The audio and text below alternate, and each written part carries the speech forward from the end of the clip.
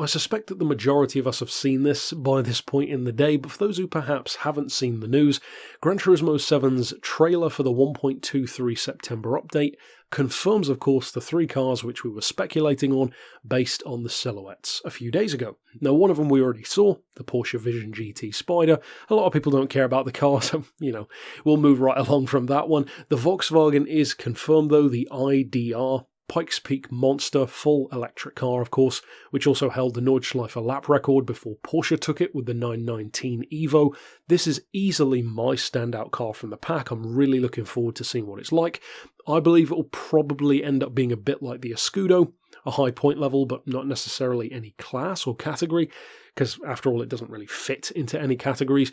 And then, of course, last but not least, in fact, the standout car for many people, the Silvia S14 shape.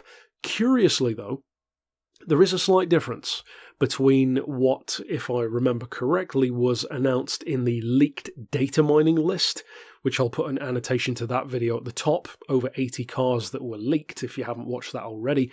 But that list, again, if I'm remembering right, I think listed the Silvia Ks as a 96 shape, whereas, of course, as you can see from the trailer, this is a 94. It's not like it's a massively important detail, because the cars are essentially the same as what it would have been anyway, but regardless, that is the car. The shape was fairly obvious from the silhouettes anyway, and ultimately there is no circuit. Of course, we weren't expecting one based on the kind of release schedule that they have anyway, and I'm planning, of course, to do an overarching review of the update, not just of the three cars, but also what changes, what improvements may be made, what standout stuff might have been added. Maybe something like a 360-degree camera level change, although probably not. We already had that one, of course, but I'm talking about something else maybe.